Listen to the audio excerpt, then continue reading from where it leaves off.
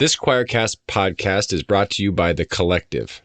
At The Collective, we believe that justice isn't optional, it's actually sacred.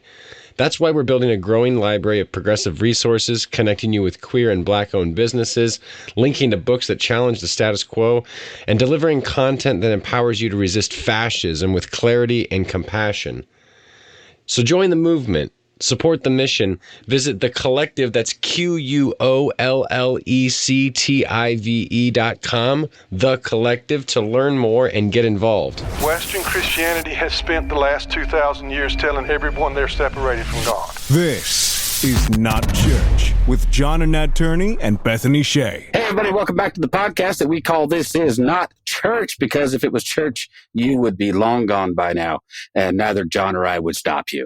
Although, I've been remiss, John. I haven't brought this up in a while, which is why I was a terrible pastor, all right? But before you go, if you wouldn't mind sticking around so we can pass the collection plate. Yeah. And you could at least sow into the ministry. And I would not, it would make me so sad if you missed out on your blessing. So where are we at on our money back guarantee now? God will bless you 1,000-fold. I think it's 1,000-fold, yeah. I think we're at 1,000-fold now because, you can't outgive God, man. You just can't. That's what we were. So anyway, at the risk of saying anything else heretical or blasphemous or irreverent even, this is the podcast. My name is Nat. I'm with my brother John as always. John, say hi. Hi. I didn't even say, I know, I threw you for a loop. No, you did. I'm all about just messing with your expectations today. We are sadly missing our what did I call her in the last podcast? I don't remember. It wasn't unscrupulous. That's not correct. Incorrigible. Our incorrigible third host. I just want to make sure to mention her because she'll listen to this at some point, and I don't want her thinking we didn't think of her. Right. Her absence is missed, but apparently she had more important things to do today than talk to our guest Brandon. Brandon, don't be insulted. It's just the way it is. She is incorrigible after all. Yeah, So, I get it. she has her own ideas and thoughts, and I don't know where she got that idea from. But Bethany, you are remarkable. I know. What is this world coming to? The liberals have taken over is what's happening. It's just, let's just hope Elon can get us back in line. That's all we're hoping. Wow. All right, I'm done. I'm just fucking with you. Okay. Let's talk to our guests instead of listening to me rampage on about stupid crap. Rev.Brandan Robertson is a renowned pastor, author, and public theologian based in Queens, New York.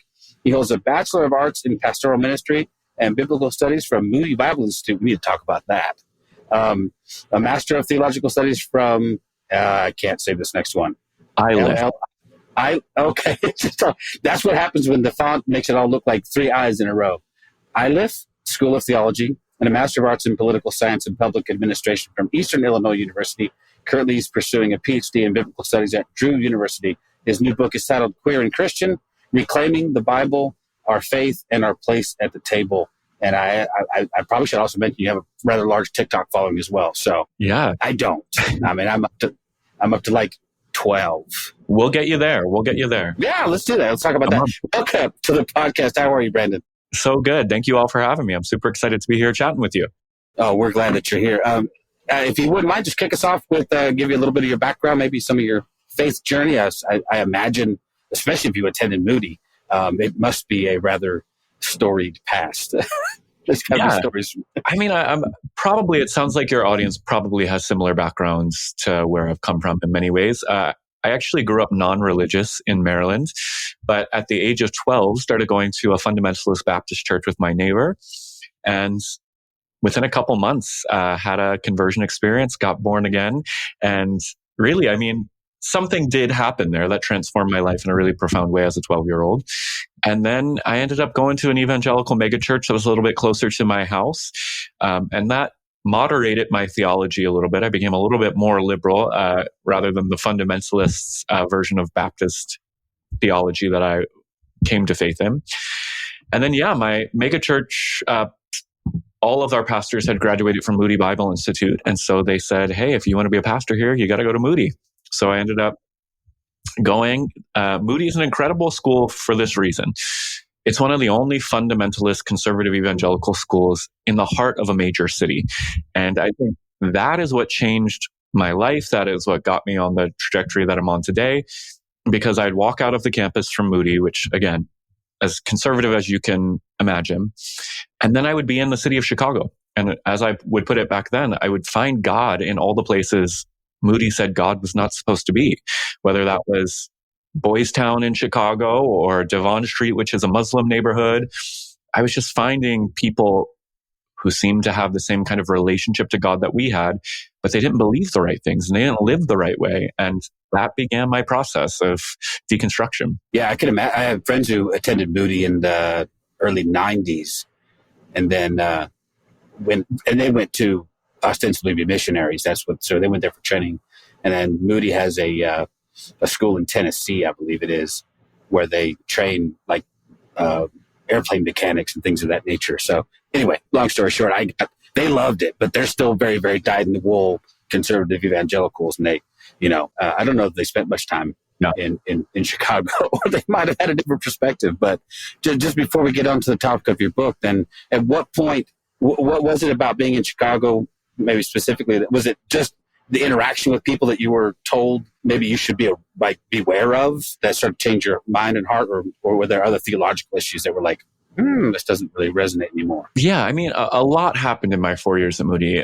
When I went onto campus as a freshman, I launched a radio show on the campus radio network called The Bridge, where I was interviewing heretics, people that like today are super conservative from where I stand, but were slightly more progressive than Moody. And I ended up getting called into the dean's office 6 times over the 4 years that I was there, because either I had interviewed someone on the radio, I had a blog at the time where I would kind of work out my theology in real time. And they were convinced that I was hanging out with the wrong people, talking to the wrong people. My thinking was going in the wrong direction. And they threatened me with expulsion because I wasn't in line with their doctrinal statement. Although I actually was. Like, I hadn't changed my belief. I was just curious. And so that fear that I experienced there was kind of the first big red flag of why are they so afraid of me talking to somebody who's a little bit more liberal than we are. And then the other thing was I was struggling with my sexuality. I'm a gay man. And at the time I was going to Moody, hoping to find a wife and live repressed for the rest of my life.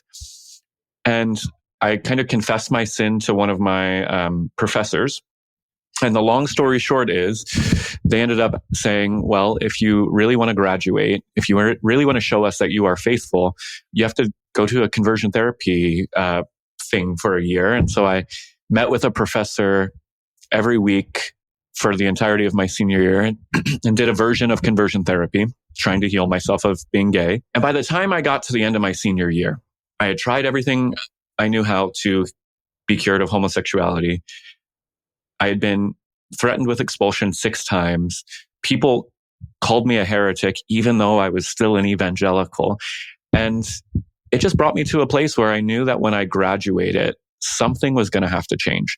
This faith that I entered with didn't feel like a home anymore. It felt wrong. It felt rooted in fear. And that really set me on this trajectory. Yeah, I can't imagine. I mean, I just can't imagine going through that. The conversion therapy stuff is, as a cisgender white male, I don't know, but I can imagine. I try to imagine, and this is what I've been trying to do for the last few years. Like, the tables have been turned, and now I've been sent to a conversion camp of some kind. I'm like, you know what? Not leaving here till you're gay, kid. And I'm like, I'll try my damnedest, but I'm not sure I can pull it off. And when I've used that, when I've used that sort of strategy with friends of mine who were maybe not as open, something does sometimes click. I'm like, you could not force yourself to be same-sex attracted any more than a queer person can force themselves to fit your mold. And yet this is the albatross we've put across their shoulders since the beginning. But I know that your book deals with the Bible, and that's really, I think, where I'd like to spend most of our time today, because that's still the biggest obstacle, isn't it? I mean, how do you come at this when you have the very clear and written word of God? All of that was said dripping with sarcasm. I hope you heard that. But that for some of us who, like you, I know you do, you take the Bible seriously. Okay, then you have to reckon with some of these things in the Bible that at least appear on the surface to point a certain way. So if you wouldn't mind, wherever you want to kick off with that, that's a very generalized question, but what do you do with the fucking Bible, man? Well, I mean, this is the thing. And if I have one preachy point in this podcast, in this book, it's this.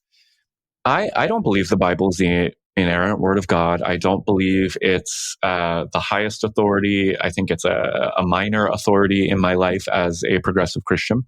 So like I say that to lower people's expectations. I'm not some kind of evangelical still when it comes to the Bible. And yet, we're living in a moment where Christian nationalism is on the rise. Christians are holding more power in our country and around the world than we have in the past 50 years, per se.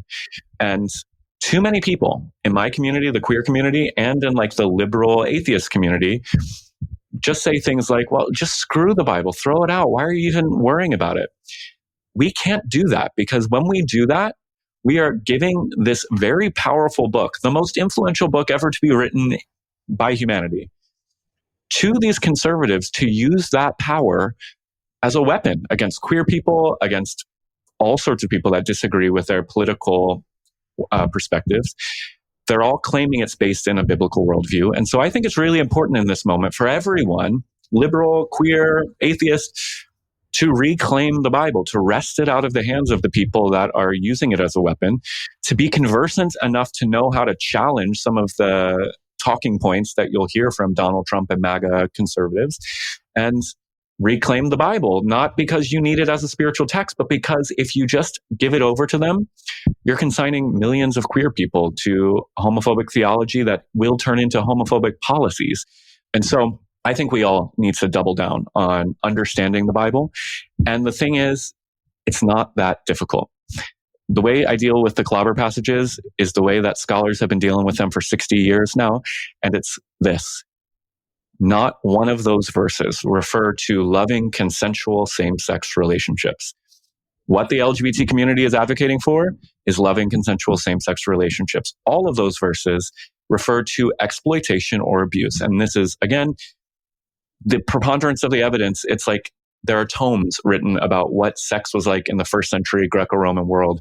And it's not like what sex was like today. Relationships were not the same. They didn't have a concept of sexual orientation. So it's just wrong to read into the Bible sexual orientation, because it didn't exist, loving consensual same-sex relationships, because they were so scarce that they're not written about almost anywhere. And the kind of sex that did exist was men of higher status abusing men of lower statuses as a way of asserting their superiority. And I condemn that. And so if that's really what all 6 verses are referring to, the entire biblical argument against LGBT people is gone. And now what do conservatives have to stand on? Well, now they have to start going to things like natural law and like going outside of the Bible. And that's a whole nother conversation. But well, I was watching this guy who's a biologist. And I was told my whole life, because I was raised by evangelicals, that there's no such thing as homosexuality in the animal kingdom. Nothing could be further from the truth. It's ridiculously untrue. And when you even take a cursory look at so that whole natural law thing is just silly. But the thing that bothers me sometimes when I talk to my atheist friends, I love atheists. Let me just preface all of this today. And honestly, I empathize, and I count myself sometimes closer to your point of view than mine. But there does seem to be, especially within certain activist atheist folks, a tendency to read the Bible the same way that fundamentalist Christians do. Let me find this really awful passage in the Bible. Let me take it at its most surface level and go, well, that's clearly bullshit. And then they throw the whole thing out. And I've wrestled with some of this. I wrote a book last year. And, it was part of it was based on the fact that, linguistically, we didn't even have a word for homosexual. The word for that doesn't even appear in the Bible. Paul has one word that appears one single time that I think you and I would probably agree has way more to do with exploitation, probably has more to do with pederasty than it ever did with this concept that he probably didn't even have a concept of. So is there an approach to take that says we take the word seriously, but let's look beyond the surface and let's see if there's, obviously, context and cultural context and historical context. And with those clever passages in particular, right? Yeah, what's mind-blowing about the way conservatives read the Bible is that they act like it's not a 3,500-year-old book. If you read Homer's Odyssey, you will have to learn about his culture. You will have to learn about the cities he lived in and the cities he was right. You would do background research to understand before you gave a middle schooler the Odyssey and said, just read this, because they wouldn't understand unless they understood the world from which it came. That's not what we do with the Bible. We give people the Bible and say, whatever you read it with your modern lens, the surface level reading, that's right. That, like, any literature professor would be fired if that's what they were doing with any ancient text. The Bible is an ancient library of books written by dozens of people over thousands of years in different languages and different cultures and different religions. So why would anyone think you can just pick it up and read it and get it? Conservatives need to be serious about what Paul says. Paul says, study to show yourself approved unto God. My question for evangelicals is like, why don't you take that seriously? Why are you afraid of studying? And if truth is really what you're going for, why are you afraid of the conclusions that Bible scholars might come to if they undermine your faith, if truth is really what we're after? And that same thing goes for the radical kind of atheist types that, again, they don't believe in a God that most Christians don't actually believe in. They, like, the thing that they're contradicting is the most conservative, fundamentalist version of Christianity. And it's like, I get why that's fun to destroy. Yeah, it's easy to dunk on those guys. Yeah, but then also it's been fascinating to watch people like Richard Dawkins, who 10 years ago was kind of that camp, now like talking, and he says, I go to Evensong and I appreciate Christianity as a cultural phenomena. And like, so even in that movement, you see people recognizing, for sure, you can't just throw it all out. Like, yeah, I mean, most of those folks that I'm aware of are generally more thoughtful than that. And I know that some of that is, there's just some entertainment value to dunking on dickhead Christians who say dumb things and, forcing them to, admit that, that their God condoned slavery and, was fine with genocide. And that stuff's in there. You have to reckon with it.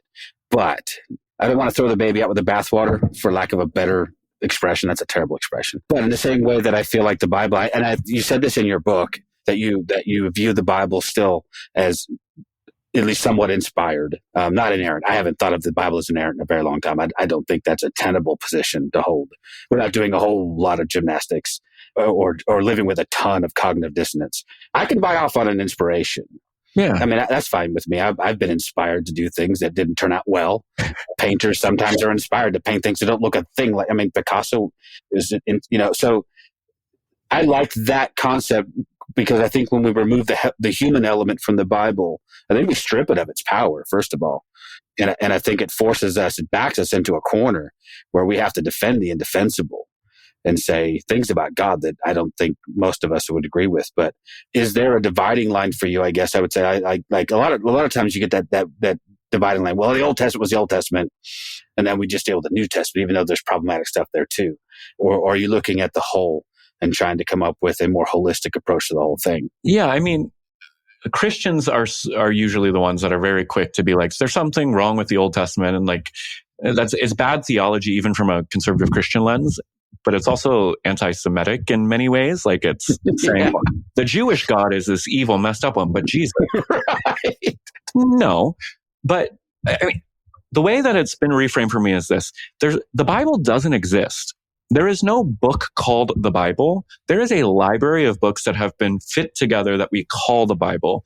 And so you need to understand that each book can stand alone and does stand alone and has a different author, a different context, a different message, a different purpose. So yes, sometimes you're reading books from ancient Israel that they were trying to conquer land. So of course they put in the mouth of God, go kill every man, woman, and child and take over that land. Because that's what we do. And that's what we did in America when we conquered this nation. We said God told us to do it. That's what humans do. It's not good, but I'm glad it's in the Bible because it gives us something to reflect upon as humans and be like, that's what our ancestors did. Are we repeating that? Can we avoid that? But then there is incredible stuff in the Bible. And to your point about inspiration, like every major social reform movement in American history has literally been started, at least in part, by Christian religious leaders. And that's something folks on the left don't often acknowledge. But like the LGBT rights movement here in New York City started in the basement of churches in the West Village. Martin Luther King Jr. launched the civil rights movement. The suffragist movement began in church basements. So there are people that have used the Bible for just and liberative ends. And that's what I'm interested in reclaiming, while also acknowledging there are tons of people, including the most powerful person in the world today, who is using the Bible to oppress and to do great evil. And again, to my point earlier, the way you combat that is reclaiming it for all of the just purposes that it's been used for. And it makes it this very compelling and complex and inspiring book, I think, because we see ourselves in it and we have to wrestle with what we see. Yeah. Well, and was it Brian John who said the Bible's essentially a Rorschach test? Yeah. And how you read it says more about you than it. Mm-hmm. And I think that's very true. I think that if you approach it looking for certain things, you're going to find those things. I mean, I can tell you I could probably make the Bible say just about anything I want to say, and use it to justify about anything I'd like to justify. Well, and I think that we see that, right? We see that, I mean, specifically by these clobber passages, they have made them say what they needed them to say, even though we've known for years that this is not what was being said, right? Totally. Yeah. Well, let me ask you a question about Paul, because I find Paul problematic. I'll give you two reasons. One is for contemporary evangelicals, Paul is more of a messianic figure than Jesus in many ways. They will quote Paul all day long and take him very literally, by the way, and then nuance the shit out of things Jesus said. When he tells people to give away their wealth, well, that was a message to that one guy, wasn't necessarily prescriptive. Yeah. So wealth hoarding is bad, according to Jesus. Well, no. And love your enemy. Well, yeah, to a point. So I've come to a point. I'll tell you how I feel about it. Tell me if you think I'm way out in left field. I think Paul is important to Christianity, but I also think he inserted a lot of his own opinions and stuff and was a reflection of his culture and time. And it's okay to sort that out and find those places where the heart of Paul does not match the heart of Jesus and go, I'm going to err with Jesus on this one. Yeah. Is that fair? Yeah. I mean, Paul is obviously complex. And I think things that people don't often realize is that over half of the letters attributed to Paul, scholars universally agree were not written by Paul. So, absolutely. We actually don't have that much information about who Paul was and what Paul was like. But let me give you a conspiracy theory that I've played with a little bit. I love it. It's out there and there are scholars writing about this, but we should be suspicious about Paul because he never met Jesus, as far as we can tell. He has this visionary encounter after spending years killing Christians and trying to stop the Christian movement. All of a sudden has this vision and now becomes an apostle. And we see in the pages of the New Testament, Peter and the other apostles arguing and wondering, is Paul really one of us? Like, he's saying crazy stuff that we don't agree with. Paul himself in Romans 1 talks about my gospel versus the gospel.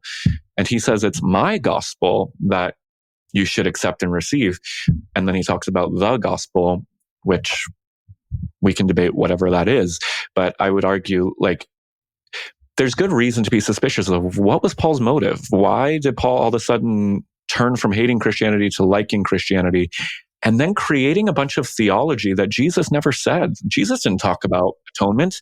Jesus didn't talk about anything the book of Romans talks about, justification by faith alone. This is all Pauline theology.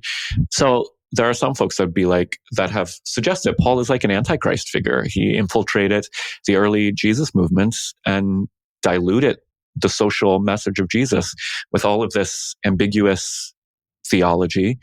But also, he made Christianity popular. It would have remained a Jewish movement if Paul had not come along and relaxed all the laws and said, you actually don't need to be Jewish, even though Jesus was the Messiah of the Jewish people. So I don't necessarily believe all of that, but I do I say that often to Christians because it's why are we just accepting this dude who showed up out of nowhere? Yeah.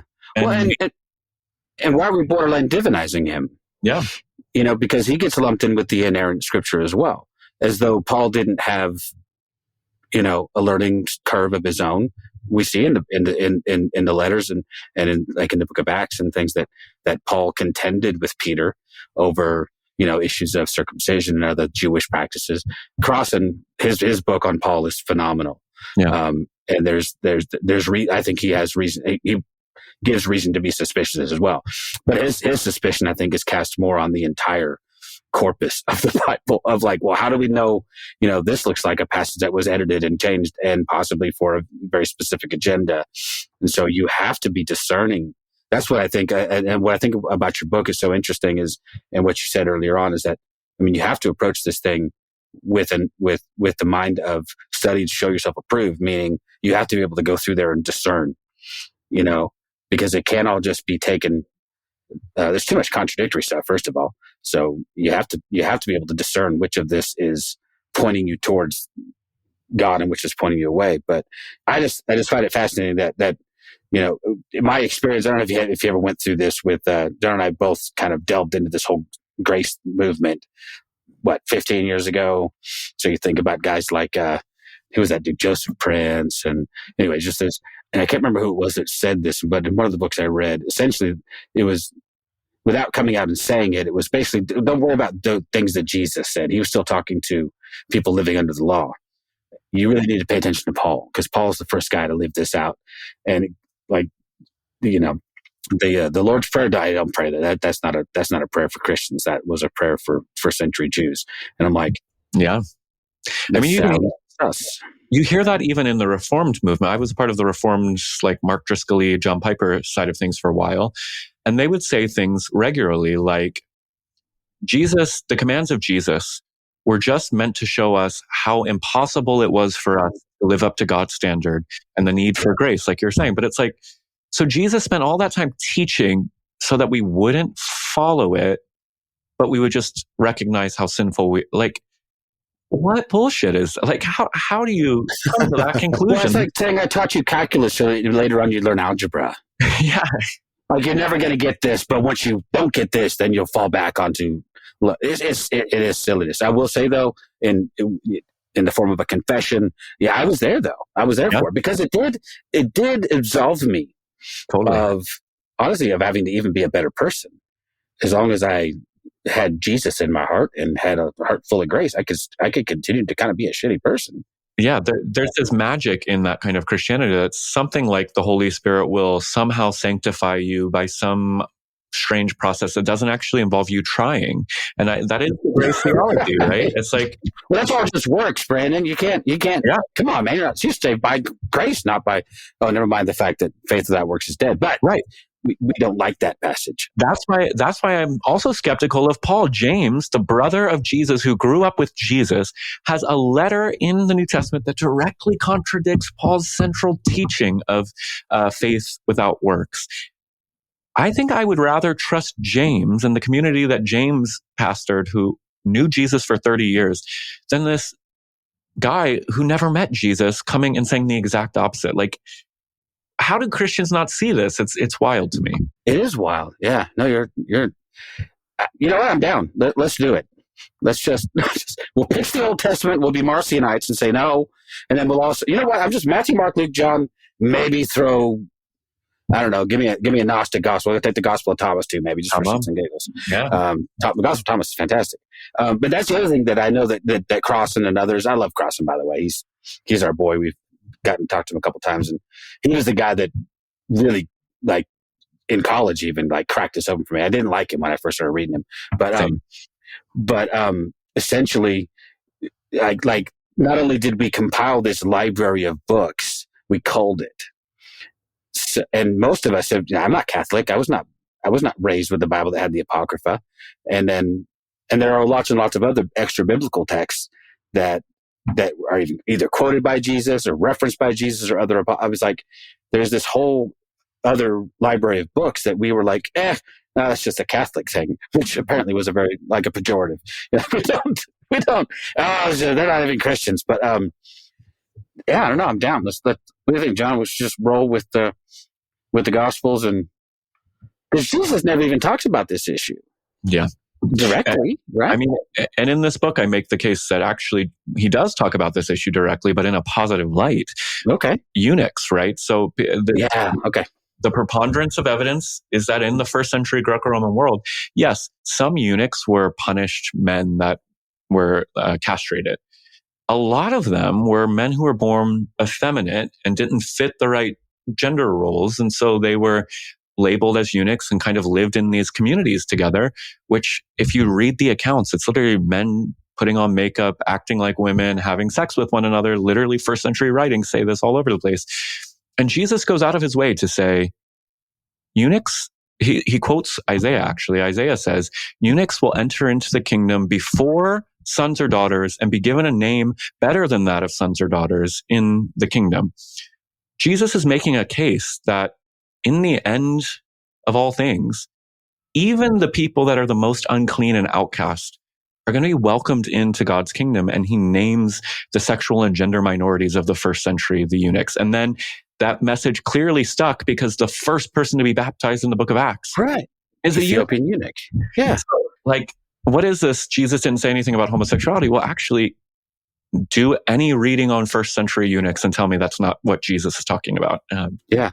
Well, didn't he also say something to the effect of some eunuchs are born eunuchs, some people have chosen to become eunuchs, and so even in that there was a spectrum. I've thought of it, and I've heard other scholars opine that eunuch is a bit of a euphemism, a catch-all for anybody that did not fit inside of these sexual norms. Yeah, and so I do think it's very, very telling that the Ethiopian eunuch is the first convert, and you can't tell me that everything in the Bible I feel like is intentional.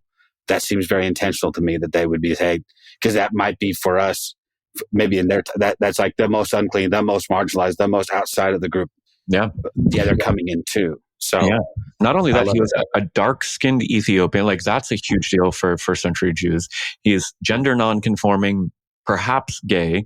Like the book of Acts has become one of my favorite books because it's actually so surprising as you read through those first chapters and you actually think through, this person got included, Cornelius and the whole house of Gentiles get baptized into a Jewish movement. A black queer person gets baptized into a Jewish movement. Like Acts is a very surprising book, and yet none of my churches ever taught me the radical inclusion that is trying to be communicated in that book. Yeah, I didn't hear any of this kind of conversation until, Nat, when did we start hearing this kind of conversation? A couple of years ago, 5 years ago. I'm late to the party. John's been on this train for a long time, but mostly just because of your own personal relationships. Right. You've had excellent exposure and personal relationships with people in the queer community way before I did. And so talk about that I think that was like foundational for you. And we've talked about this on the podcast many times, so I'm not gonna like go really deep into it. But as an 18-year-old Christian in the fundamentalist church, being told that anybody who's gay is going to hell, and then being included into a local theater community, and meeting a large group of gay people, and you can't not change your mind. You just can't.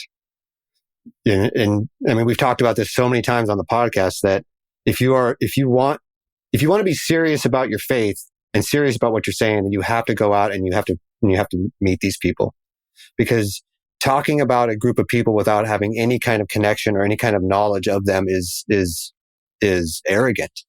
Yeah, it is. And ignorant. Yes. I so agree with that. And I've told people, so I say this in the book, right? Like people want to learn how to argue the clobber passages.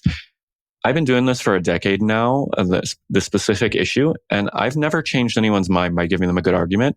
What has changed minds, whether it's the megachurch pastor or the conservative Christian in my neighborhood, is they get to know a queer person. They get to see the Spirit of God in them, as I would put it. And that changes people's hearts and minds. And there's nothing more Christian than that. Our whole faith is incarnational. It's about being embodied with other people. And to your point, of course, that's why everyone transforms their mind. But it's also why conservatives draw such strong boundaries so that they don't have to interact with the people because they know they won't be able to keep it. And And I was, I was on my way out of the church at that time, right? So obviously I was somebody who then had been led astray, who's, going down the slippery slope, all that. Well, you did backslide like a son of a bitch. I'm just going to say, your backslide was like a slip and slide. Yeah, you were like, it was fun. It was fun. It was great. I want to go back up so I can go back down again. I know. You got saved, so you get unsaved again. Hell yeah. No, but you're right. I mean, that's my experience is that, and I'm embarrassed that it took me as long as it did, but we did. And John and I, when we first started the podcast, within a month, we were like, okay, we need to be intentional about the kinds of people that we want to have on this podcast and who we want to platform and who we want to have conversations with, because there's things we just don't know enough about. And so we have to have some trans folks on. We have to talk about, because that's an issue I'm still have a great deal to learn about. But I can't be a good advocate. I can't be a good ally if I'm over here just struggling with the basic concepts. And we've had the best conversations with Shannon Kearns. We've had the best conversations with other folks that have taught us a great deal. Have unintentionally, we didn't intend to just make them be our teachers, but we did. Because, at the end of the day, we want to know more, and we want to do better. But you're right. I've had lots and lots of, I think, very sound arguments, by the way. And I'm fairly well researched on this. I've done my due diligence. I can't think of a single person whose mind I've changed who wasn't already open to having their mind change a little bit. But man, those relationships do a great deal of good. And it's Christianity. Like, putting people first is the heart of our faith. And the thing, I'll just say this to confuse everybody that's listening, like about the clobber passages, like, I think I do say this in all the books I've written about this topic, like, there's no way to be 100% sure about almost anything that the Bible says. So sure, there is ambiguity. Could Paul have been homophobic? I think he actually probably was. If we would have brought Paul into 2025, he probably would not be pro-gay marriage. Okay. But that is secondary to the fact that the way Jesus did ministry and the way Jesus revealed truth was being in relationship with people. And if people are opening your heart to God, if you're experiencing God in and through other people, that is what should be creating our theology, rather than vain propositions that come from fallible humans like Paul. Like, all of that just to say, like, yes, there are good conservative arguments against the pro-LGBT biblical interpretation. I'll admit that. But at the end of the day, once a conservative Christian sits down with an LGBT Christian and hears their story, hears the harm that has come from the theology they've preached, that, in a very Christian paradigm, should be what pricks at the heart and causes us to say, this is not loving our neighbor as ourselves. This is not us representing the heart of Christ. Theology be damned. I need to love the person in front of me. And I don't know if that was helpful at all, but it is. No, it's very helpful. I mean, especially in this time right now, where we're hearing things like, the sin of empathy, right? And that the basic core of our Christian faith, which was to love the neighbor, love the minority, love our enemy, that's physically being attacked right now, and being told that that's actually not what Jesus was teaching. I mean, I talk about nuance, man. Yeah, you got to take Jesus with a grain of salt, John. You can't just. Come on, man. I mean, that is such a brilliant point. I'm so glad you brought it up, because, I mean, that is it, right?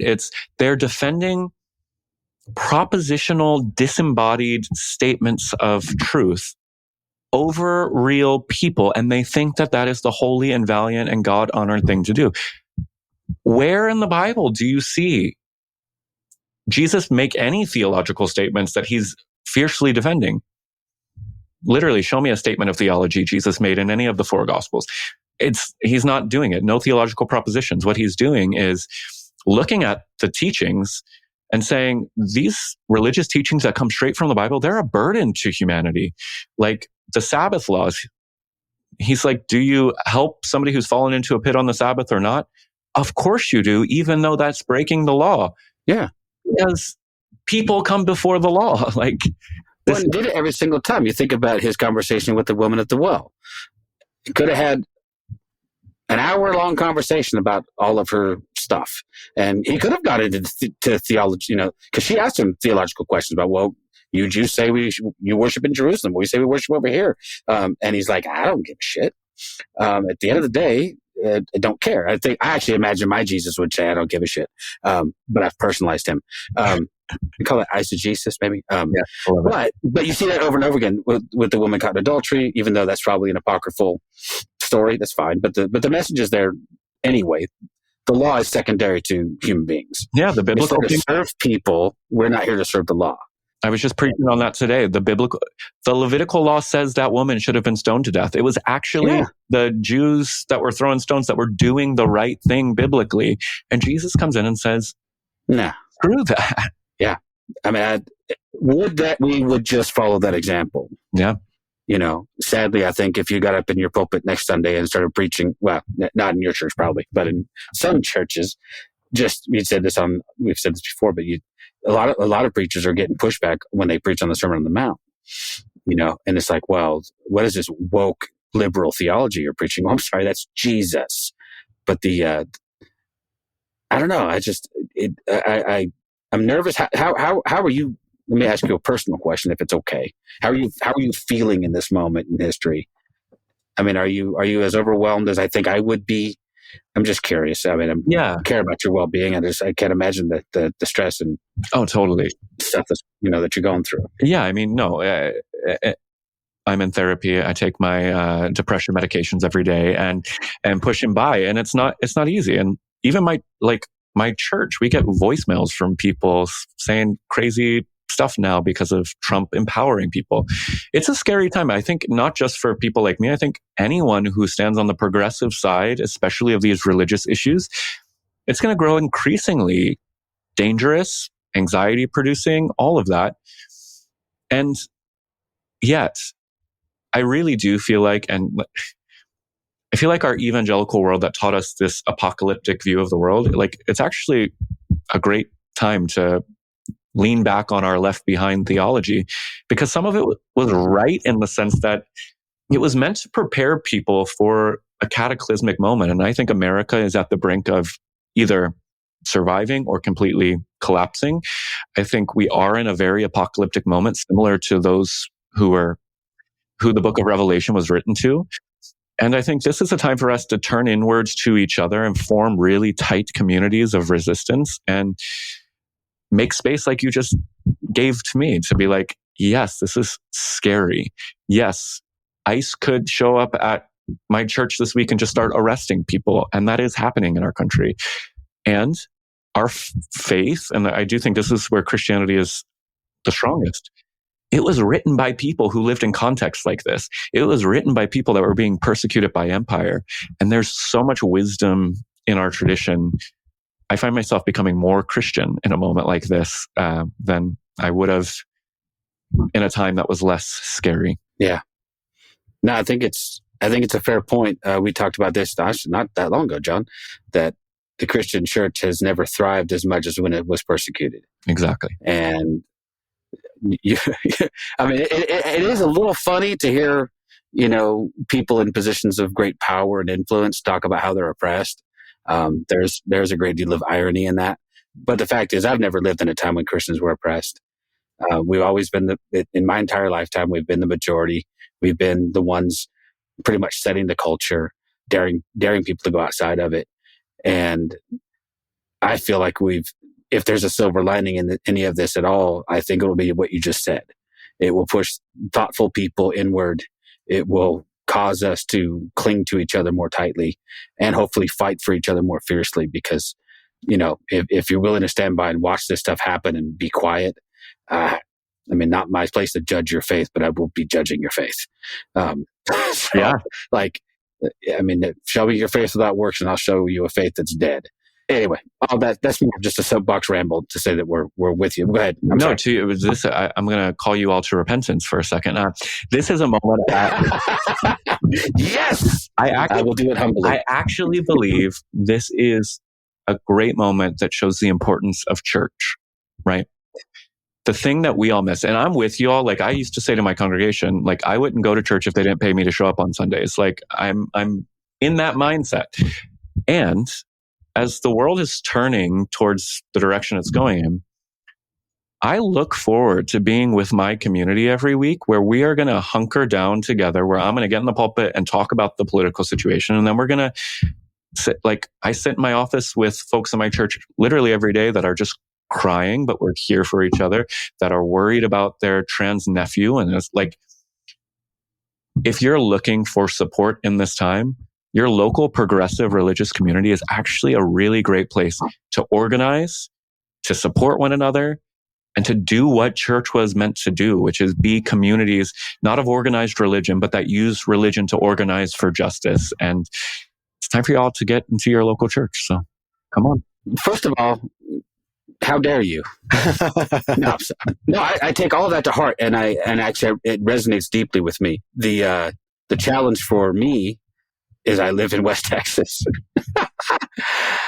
I guess I'll have to go check out the Episcopal Church. I feel like they're probably the closest thing we have. God is calling you to start a church. I hear it right now. I did it, and it failed. I told you I was a terrible pastor. It failed miserably. I tried. John can attest. I planted a church in West Texas that was openly affirming, and yeah, it did not go well. I say that's not true. That's not true.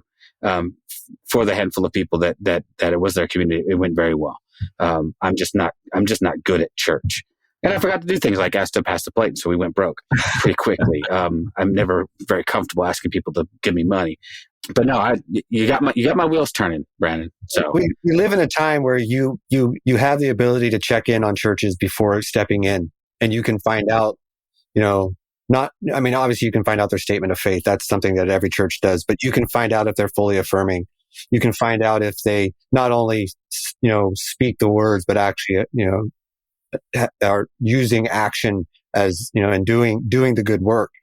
And there are places online now that will tell you, almost like grade a church, right? Yeah. On stuff. So there are ways to know before you step into a church how, if they are affirming. Do they allow people in the LGBTQIA plus community to preach? Be on staff, all this stuff, or are they just saying the word to get you into the, butts in the seat? Well, there's a huge difference between tolerance and inclusion, which I found out. And that was one of the things that pushed me over the brink. Was I went to a church for a long time that was very tolerant. I don't think anyone would feel openly disliked or oppressed walking through the doors. But when I had a friend of mine who had recently come out, and she and her wife wanted to come visit, she asked me, like, well, will I be safe? And I had to honestly say, not 100%. You won't be attacked. No one's going to give you a hard time, but you will be held at arm's length.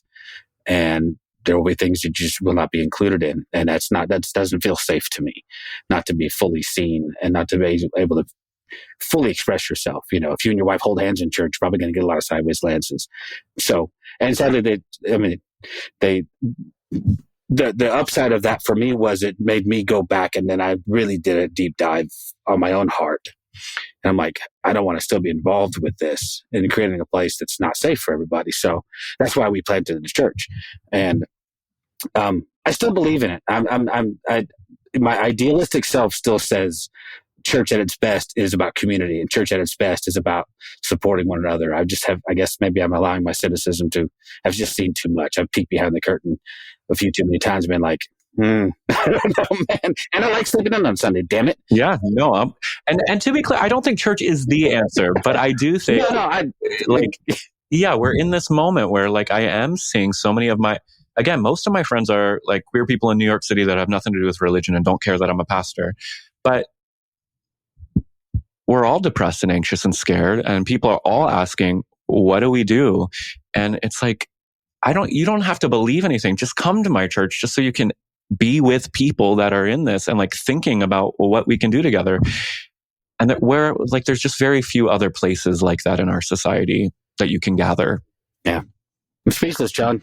Speechless. That's a rare occasion, right? I got called out by the pastor.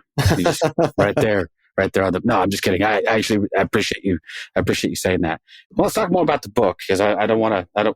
It's easy to get off topic not off topic, but you know what I mean. We've talked about the clobber passages. There's a chapter in your book about how the Bible became anti-queer, and I was very intrigued by that, because I think is your proposition here that there was an agenda somewhere afoot that started steering us one way or the other? Or yeah. So my good friend, you all probably have seen, everybody has seen, they did great marketing. My good friends at 1946, the documentary, have really helped popularize the notion that homosexuality was not in the Bible until 1946. And I that's kind of the framing. And I do agree with their research, and based on my own research, like, I don't think it was malicious intent.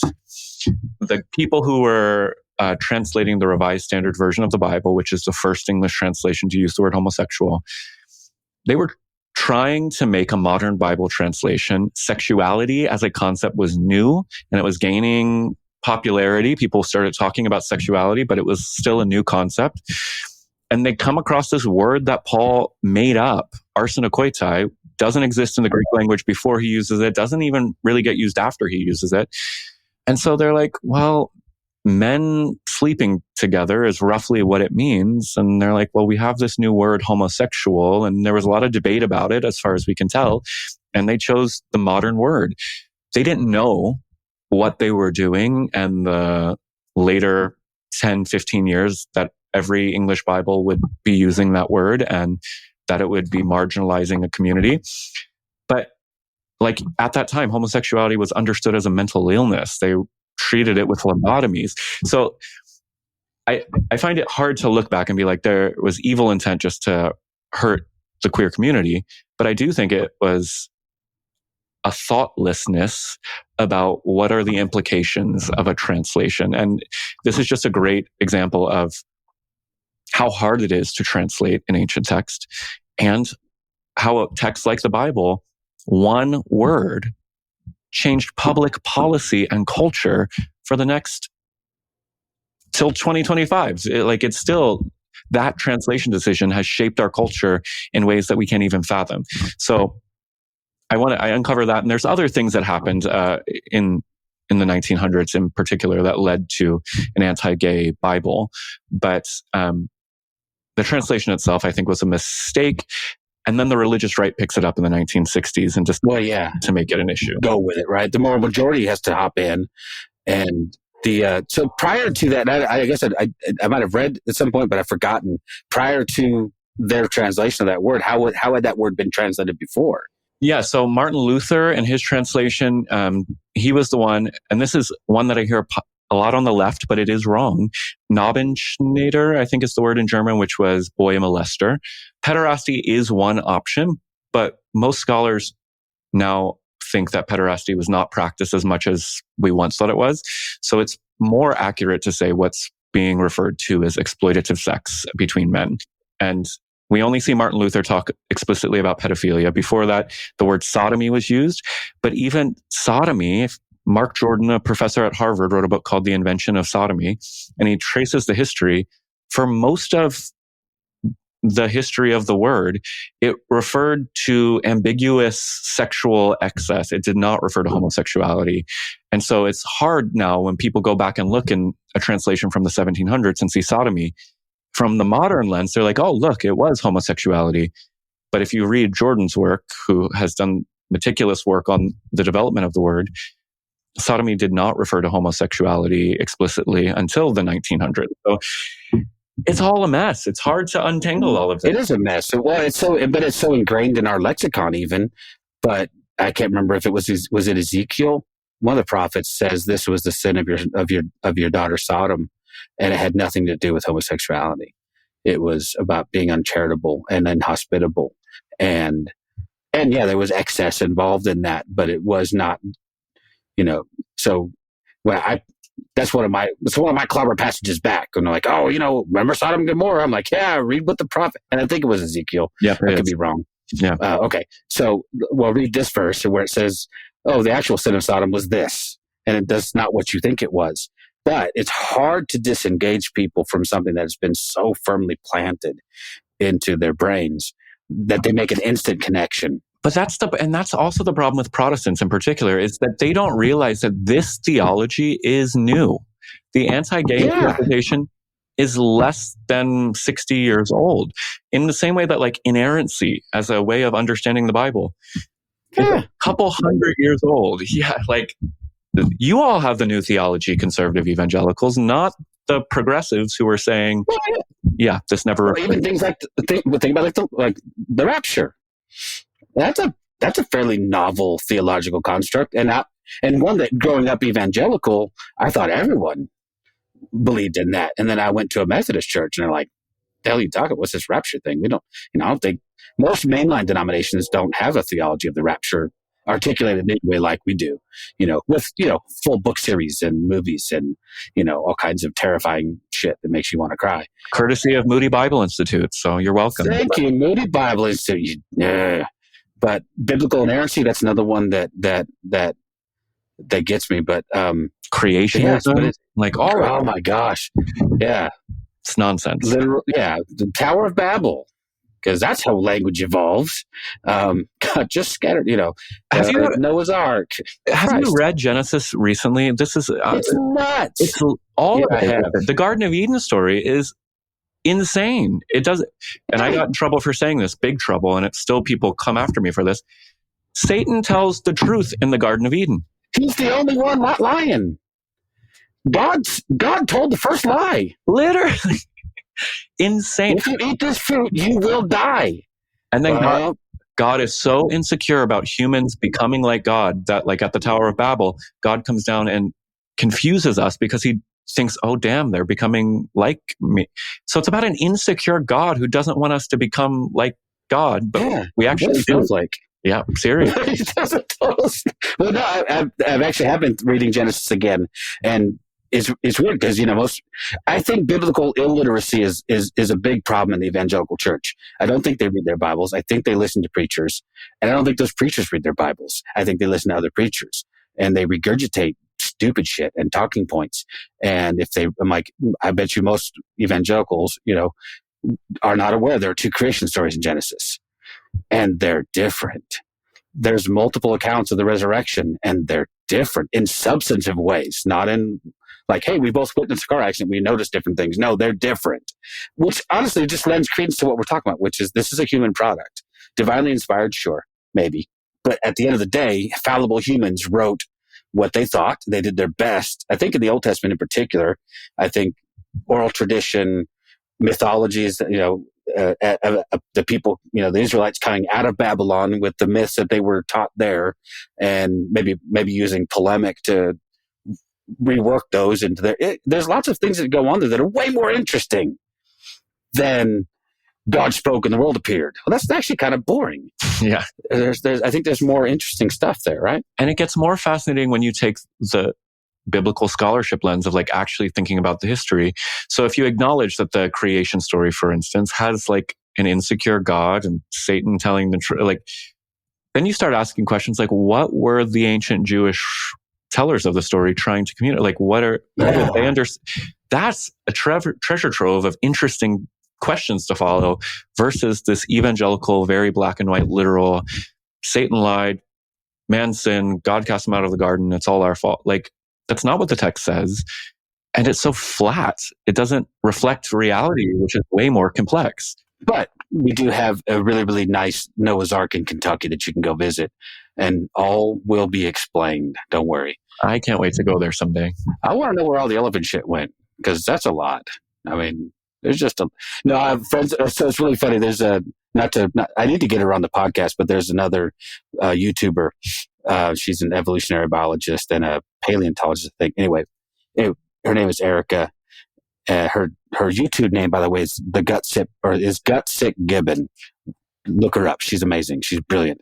But she actually takes a tour of the Creation Museum and Noah's Ark and critiques it along the way, going, "Oh, this is bad. Oh, this is dumb." Oh, because they don't understand any of it. They don't understand genetics. They don't understand biology. They don't understand, phenotypes and all this other stuff all the stuff that just screams this couldn't possibly happen this way. And the story that the Old Testament authors are trying to tell, I think, like you said, is so much more interesting when we're trying to figure out, well, why did you tell that story? Why would you tell me the Noah's Ark story? I don't think you literally thought it happened.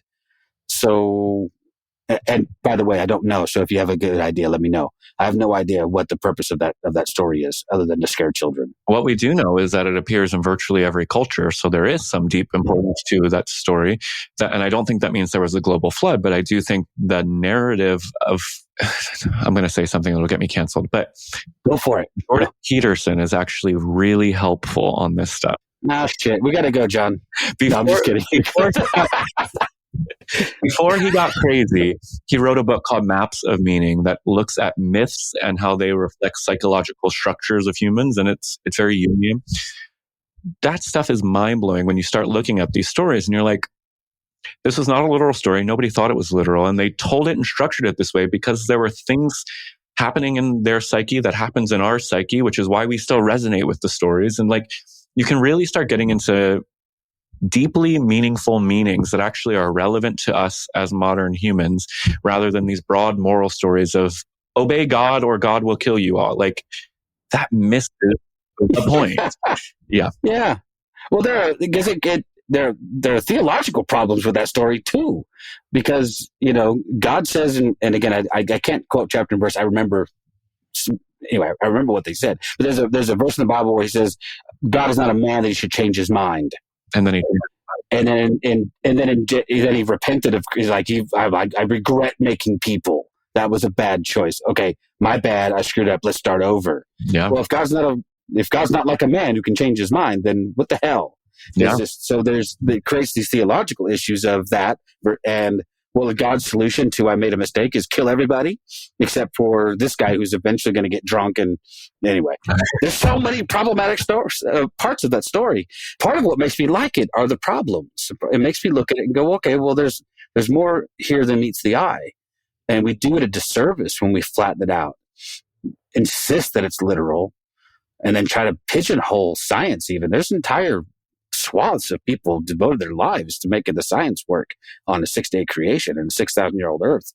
And it's mind-boggling, but tremendous amounts of energy have been expended there. And I think they spend that same kind of energy, just to bring it back full circle. I think they expend that same kind of energy to attack a marginalized community. And why they feel the need to do that, I don't know. Fear. Yeah. Well, they worship self-righteousness. They worship a God that destroys the earth for people not obeying him. It's actually not a far leap to say we need to destroy groups of people that are not in line with God's will. Like, if you really believed in that God, that's what you would do. And so it makes sense. Yeah. Wow. Brandon, I'd tell you what, I don't even want to say goodbye because I think I could talk to you for another. Well, maybe you're done with me, but I could talk to you. Well, let me get the glass of whiskey and we can go for another couple hours. Yeah. Dude, I got a bottle up in the cabinet. I could.